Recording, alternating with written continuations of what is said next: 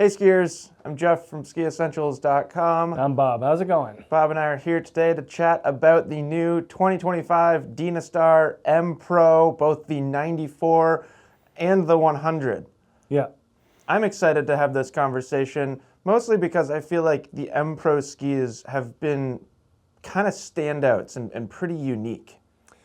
Yeah, and unfortunately, we still have a whole rack of them downstairs. Well, it's almost like they were so unique and so much as standouts that they sort of got lost. I think that's pretty accurate. Yep, and not for our lack of trying. I think that we were both pretty consistent with both your 90 over there and my 99 over here. That I'm a big 85 fan too. That they, from a skiing perspective, they really had something. Yep. Yeah, we were just talking about it before we turned the camera on. You've always really liked that M Pro 99. From day one. Yeah. Yeah, really got along with that ski instantly. Yeah, and if you haven't seen any of our content on M Pros over the past 4 years? 4 years, I think. Yeah, 3 or 4. One of the key phrase that we've used to describe them is reverse mullet. Yeah. Party in the front, very business in the back. They always had very flat, stiff tails. Yeah. Titanal rocket frame. Yeah, and the stiffness kind of carries through just in a little bit different of a way. Yeah, yeah, they haven't completely changed them, but before we get into it, I do think they've sort of shifted them ever so slightly towards the performance of M Freeze. Yeah. Which I think is good to have, because they, as much as we have liked these skis, this is the 90 here, the ski behind Bob is the 99, as much as we have liked them, they certainly have not been forgiving skis. And I think just adding a touch of maneuverability and a touch of forgiveness is going to help take them into a new realm. Yeah. I think more people these days just kind of like that rounder shape and style, which is what these new skis are moving towards. Yep. Except, yes, certainly rounder. And then one other thing I wanted to talk about before we get into the video itself, or the construction and the performance and all that stuff. Obviously there's some shifting in width here. So this was 90 and now we have 94. Less of a shift over there. The M Pro 99 becomes the 100. And the way that I think about it, and you'll understand why I'm thinking about this the more we talk about them, is it's almost more like the M Cross 88 is the replacement for this ski, the M Pro 90, leaving this M Pro 94 more as a new thing. Yeah, and we kind of brought that up last year, I think, in one of our comparisons, where Dynastar could feasibly have the M Cross 88, the M Pro 90, and the M Free 90. Yeah. So 3 skis that are very close together. This new 94 scoots it out to the middle of the 90s. Yeah, I think it just helps their whole collection in general. And I do think, even though they don't share the same name, the kind of progression in performance from M Cross 88 to M Pro 94 makes a lot of sense to me. Yep, totally. Just thought I would throw that out there.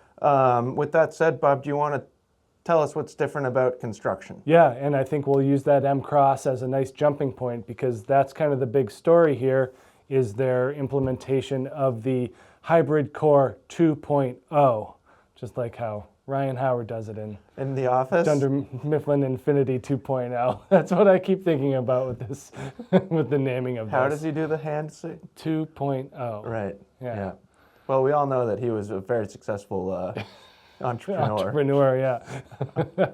Anyway, Hybrid Core 2.0, the next evolution of their use of polyurethane and wood in the core.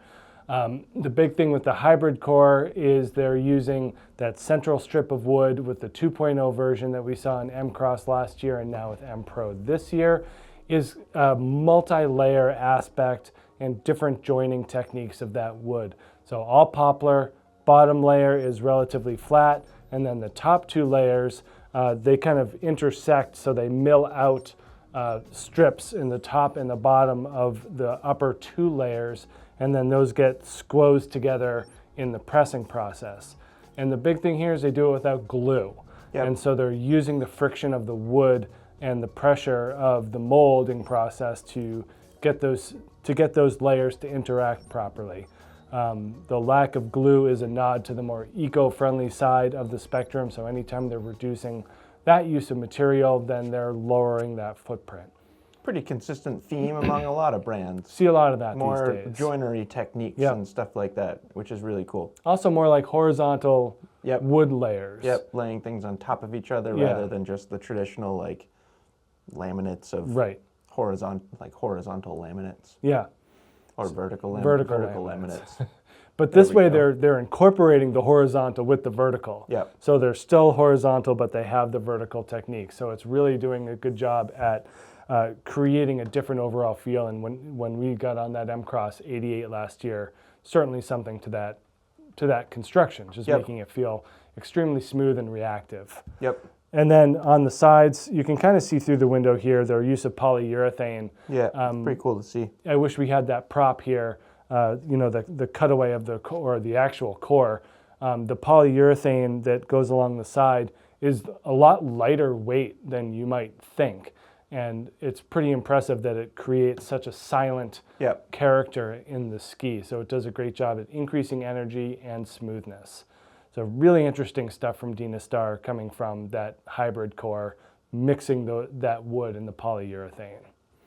And then this metal laminate has changed a little as well, correct? Yeah, so you had mentioned the rocket frame, which we had seen in the previous M Pro skis with that metal coming up through the center spine and then all the way through pretty much to the end of the tail. This is a little bit different, so they're melding that rocket frame.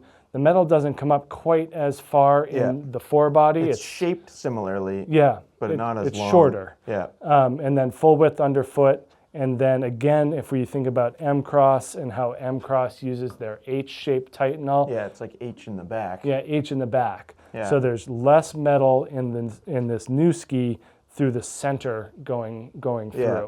So essentially, like, to give you a visual, in this, well, we'll start with old and go to new. In this M Pro 90, the metal goes all the way to here, and it's not full width, but it's a pretty big, just chunk of metal. Yeah, it's most of the ski. Yeah, and now, essentially the metal like sort of ends around here, and then extends into little wings that are, say, 10 to 15 centimeters long. Yeah. But that ends, like even where the wings end is, 40 centimeters earlier than on M Pro 90. Yeah. So pretty substantial. Yep. And it goes hand in hand with some shape changes as well. Yeah, and it's not like they're just totally pulling the teeth out of this ski with that lack of metal. The hybrid core construction, that use of wood makes up for some of that power. Yeah, is now a good time to compare flex? Sure.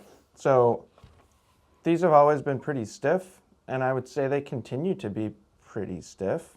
You could probably do the same with yours over there. If anything, that's a better comparison because you're 99 to 100 rather than 90 to 94, but whatever. So this M Pro 90, pretty stiff and like exceptionally stiff back here in very the tail. stiff tails in That's both like of really these. where we saw an increase in stiffness, and you felt it too, skiing it for better or for worse. And then these new skis, like they're still pretty stiff. It's not like I'm trying to, like thinking back to trying to flex that in Forcer 89, and I was like using my entire body weight. That was a struggle. But it's still pretty stiff, but there is more of a, like it feels rounder and more consistent to me. It sure does. And then the tail, like that just has a little bit more give to it. Yeah. Which makes a lot of sense. And not a huge difference in weight either. No. Yeah, we can just compare yours since my widths are so off.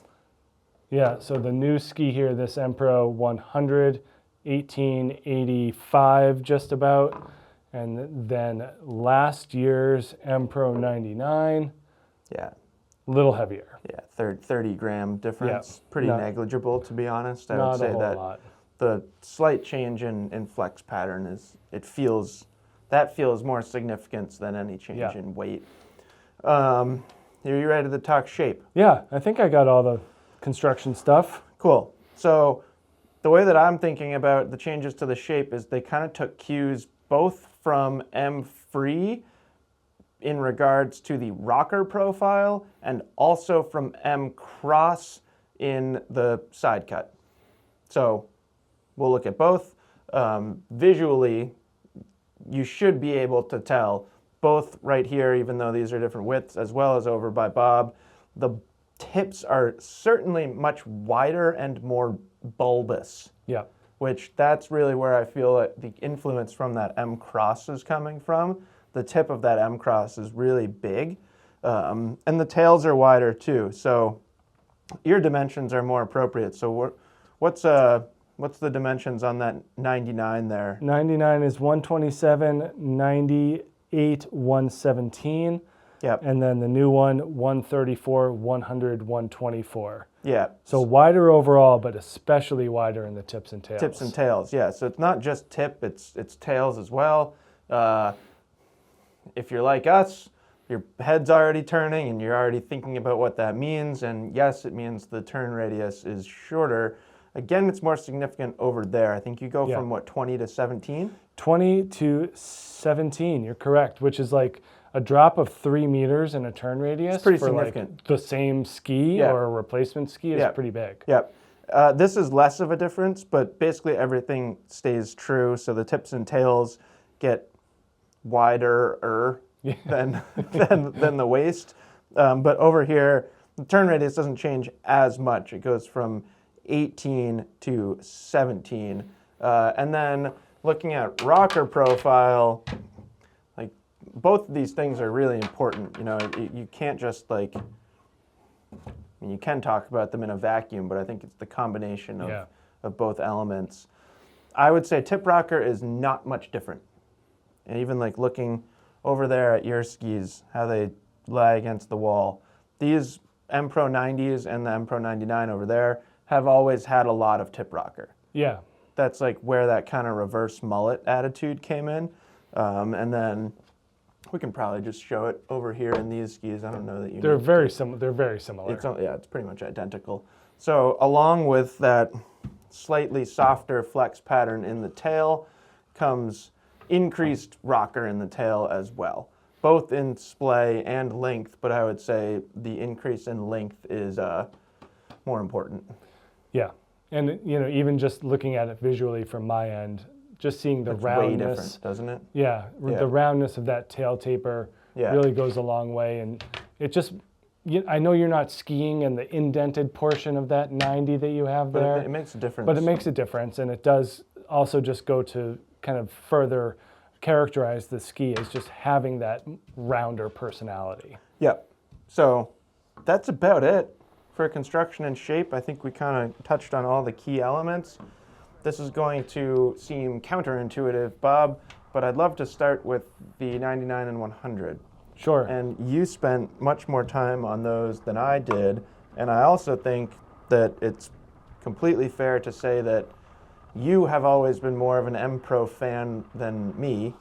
I fall more into the M free category of skiers. Sure. So I'm just interested to get your take. Yeah, one of the things I always liked about the M Pro 99 was that longer turn shape. Yep. And like for me, that allows you to kind of mix it up a little bit more. So you can get that thing making nice Z-shaped turns, which I like to do. Sure. Moving to the 100, it's a little rounder. Yep. So it wants to be tipped and rode on that edge a little bit more than the outgoing 99 here. So what you're getting with that is a smoother and more consistent overall performance. I think that some skiers may have struggled with the consistency of this M Pro 99. I mean, I would say that I did at times. I wasn't sure how it would react. Right. You do have to put your input into the ski in order to get it to maximize the benefits of that shape and style.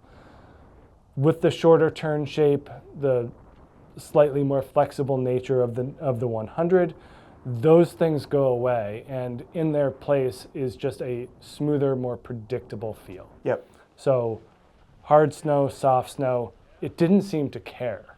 Like that's one of the things I really enjoyed about this new 100 is that regardless of the conditions or terrain, this ski acted as you would want it to act. Whereas the 99, there were more mental gymnastics involved in getting that 99 to do what you wanted it to do. This thing's way more automatic. Interestingly, I feel the same way over here with 94, which I'm excited to talk about because I do think it's a totally new ski. But yeah, I agree 100%. 99 to 100, that 100 is way more well-rounded. Yeah. Like, there were tons of people that skied the M Pro 99 and skied it in soft snow and did just fine. I'm like the type of person that I could ski it in soft snow, but I kept wondering to myself, like, why? Yeah. Why am I doing this? Why am I making myself work harder to gain a little bit more on a groomer, I'd say. And now I think, like, you could probably say that the new M Pro 100 loses a touch of just raw power on the finish of a turn, but when I'm on a ski that's 100 underfoot, I'm not too concerned about that, and I'd much rather have just a more well-rounded overall skiing experience. Yeah, and you had mentioned your affinity for the M Frees, and I've always liked them, but I've never loved them. Yeah. I've always wanted that M Free washy 99 to be a little bit more stout and a little bit more secure. Which is essentially exactly what that is. So if you're that type of skier that's been on a twin tip like that and felt like you're almost there, you're 80% of the way there, you just want a little bit more grip, power, and stability, you got to give up a little bit of that tail splay and playfulness, but you're going to get the resulting performance with the M Pro 100. Something that I've been thinking about, mostly because I like putting these things together, you know, I have to go through a lot of footage and find the right footage, and in a perfect world, I'll find footage of everything. Yeah. And in this one, unfortunately, my apologies, most of the footage is like, the footage itself is fine, but the snow conditions that day were like pretty bad. And something that I keep thinking about, which for me is more in regards to the 94, because that's what I was skiing that day, but I had fun. You know what I mean? Like, it was really bad. It was like just refrozen everything and like tough to really commit to any dynamic movements as a skier, but I still had a lot of fun. And I felt like had I been skiing on an M Pro 99, I wouldn't have had as much fun, because you like feel more of the bad stuff through the tail of the ski. Right. You know what I mean? Yep. It doesn't just like kind of slip and smear around you when you need it to. Yeah. If you have to throw this thing sideways, it's fine. It's gonna do just fine. Yeah, and like, you know, sometimes soft snow can be challenging to throw a ski sideways, but I would argue that bumpy, refrozen snow is equally as hard because the ski wants to grab and react, and that does it pretty smoothly. Yeah, yeah. The roundness, also looking at the footage, is the roundness of the turns that both you and Matt were making was striking. Yeah. And not something that we previously saw on M Pro 99. Right, and like even preference, like I just preferred to make more angular turns versus more S-shaped. Yeah. Do you have any profound thoughts on skis that are similar to it? Kind of putting you on the spot here. Yeah, you are. You know, I'm looking at an Enforcer 99 right there off camera. Like, similar but different? Similar but different. I think that the shape and the profile align well, but you're taking it down a notch in terms of power and stability. Yeah. You know what ski I was thinking of, and it doesn't really work great because the widths like surround it, but Fisher Rangers. Yep. They kind of feel similar in their overall accomplishments, the amount of metal used, the placement of the metal. Yeah. They've moved more closer. We always kind of foiled this with a Mindbender, a K2 Mindbender. Yeah. And so now they're kind of bringing it a little bit closer as opposed to being kind of... Mindbender 99. Yeah, Mindbender 99. Yeah, I think those are all good comparisons. Yeah. It's not quite into like the Mantra Enforcer world for power. It's in the tier just down from that. Yeah. And in that tier, you're typically finding more versatility, more forgiveness, which I would argue the general population of skiers might not want, but Yeah. would benefit from. And then like on the other hand, like a next step down from this would be like a Ripstick 102. You know, Yeah. it's just lighter, more amenable to Yeah, that's in snow. another the tier down from Yeah. that. Yeah, this is fun. Feels like a comparison video. Do you want to talk about the 94 a little bit? Yeah, and it's it's an interesting discussion because in the article I kind of had a slightly harder time coming up with vast differences. Yeah. You know, it's going to be more preference. It's because it's new. Oh, between these two. Sure, between 100 and 94. Yeah, because there aren't vast differences. This gap, I would say, this gap is a lot closer than correct. 90 to 99. Yeah, yeah. So I think it's largely the same. Yeah. I think they're both like very well-rounded all-mountain skis. You know, it's not going to win any awards for strongest or most precise. It's also not going to win any awards for loosest or most agile, but it just feels like they built a really nice all-mountain ski. Yeah. And I think it is way different than M Pro 90 because I would be very happy skiing this in softer snow, in the trees, stuff like that, where I never really thought about doing that on an M Pro 90. And kind of how I categorize the ski has also changed. Like M Pro 90, although it had a lot of differences, it felt like it belonged in discussions with like things like Brahmas and Kendos because the tail was so stiff, and it kind of put it into this class of skis of like, this is pretty cool, but be aware that it's going to be really challenging if you're doing X, Y, and Z over here. And the new ski, like, I was actually trying to think of comparisons for the new ski too. It feels like, it's almost like, it's sort of like a blend of like a Stance 96 and a Rustler 9. It's like right in between those things. I had a Serpo, a Black Crow Serpo in mind too. Yeah, great comparison. Yeah, where it still can be a very rewarding, fun, dynamic ski on a groomer, but it's truly an all-mountain ski. Yeah. You can take it anywhere, you can ski anything. It's not too punishing, it's not too demanding, but then you get all the responsiveness and the good feedback from the ski. Yeah, and I put it in the same category as a QST 92 in terms of like ultimate usefulness. It's like a QST 92 Ti. Yeah, exactly. If that was a thing. Yeah. So that's a great point. It's just it's an interesting. It's one of those skis that really does try to encompass all things. One ski quiver. The phrase always feels like a silly cop out, and I hate saying it, but both of them. Yeah. Could be a one ski quiver type of ski. Well, and I think the differentiating aspect too has a lot to do with what else you got. So if you already have an 88 or something that's in that kind of narrower all mountain range, then the 100 makes more sense. Yeah, totally. If you have something that's a little bit wider and you're looking for something more all mountain, then the 94 makes sense. So or if you live in Stowe, 94 probably makes more sense. If you live in Breckenridge, 100 probably makes more sense. If you're truly looking for that kind of daily driver style ski. I just felt so much more comfortable on this M Pro 94 compared to an M Pro 90 of the past. Yeah, I mean the old M Pros definitely kind of they keep you. They made you do stuff. They keep you aware of things. Totally. Yeah, and like you could argue that that's a good thing. It kept Totally. you really engaged as a skier, but I think it's nice to have a ski that's at least amenable to when you want to relax a little bit. Yeah. And like I did a 180. Sure. I don't even remember doing it, but I like going through the footage again, like kind of just like sorting through and organizing the footage. I was like, what was I doing? But that at least Testing to me limits. is like a cool reflection of the mindset that I was in. Sure. Because I would not have even thought about it if I had been skiing an M Pro 90. Yeah. But I'm sure in my head I was like, yeah, whatever. It's not locked in. There's a little bit extra tail rocker back there. I can do whatever I want. Yep.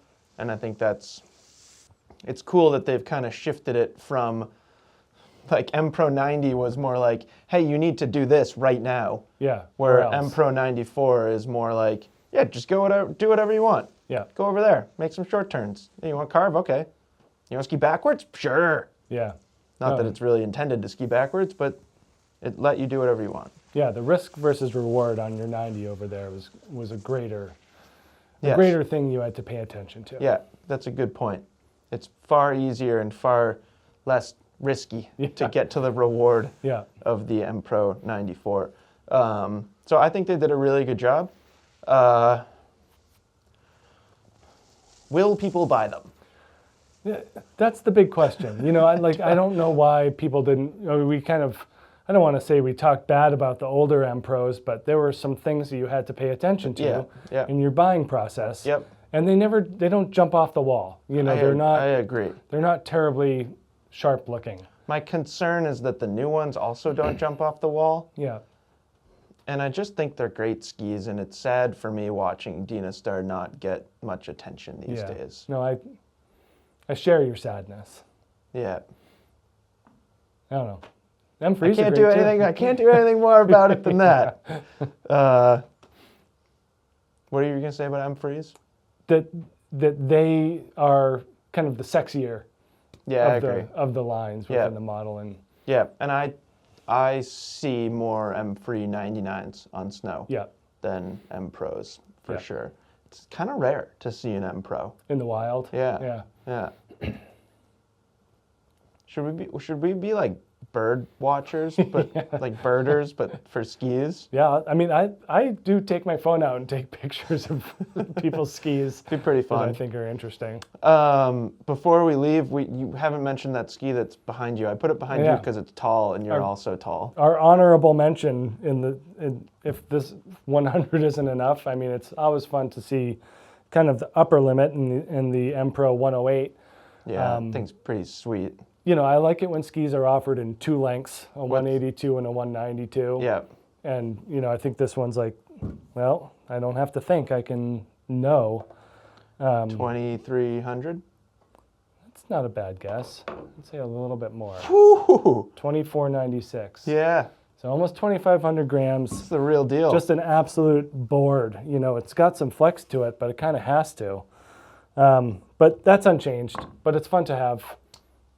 Fun to see up there. Yep. And then on your end that we don't have, the M Pro 85 comes back with this graphic style. But no construction changes. No construction changes. Correct. Yep. But still love that ski. Yep. That thing is fantastic. If you haven't watched the M Pro 85 review from, it was probably 2 years ago, but go watch that because that ski's awesome. And that falls into the category of like no one pays attention to this because it doesn't have all the metal and blah blah blah blah blah. And I always think that's a bummer. Yeah. So go buy some M Pro 85s. Buy an M Pro 85 and an M Pro 100 or a 108. That would be a great two-ski option. Yeah, it'd be sweet. Yeah. Does Dynastar want you to buy an M Pro 85 or an M Cross 88? Well, I would guess that the new technology is what they're pushing people towards. They want you to buy an M Cross 88. Yeah. It's fine too. And they make an M Cross 82 as well. Still, I just really like that M Pro 85. You better get them before they're gone. Yeah, right. That ski might not exist. Yeah. Judging on or based on what we've kind of seen for a model progression, I could easily see M Pro 85 going away. Yeah. Soon. So get it while you can. That's it. Yeah. Yeah, it'd be fun to do an on snow review. Obviously, we skied it a considerable amount this past season, but maybe we'll grab some demos out of our demo fleet this season and do exclusively tree skiing or something like that. I think that'd be fun. And I spent 95% of my time on this and 5% of my time on that. I'm the opposite. So we do have to switch. Yeah. So we'll do that. So in the meantime, let us know if you have any questions. Excited to talk more about these skis, and then we'll talk about M-Freeze as well at some point. I think the 108 changes. And a new 112. Yeah. So let us know if you have any questions, and we will talk to you soon. Bye.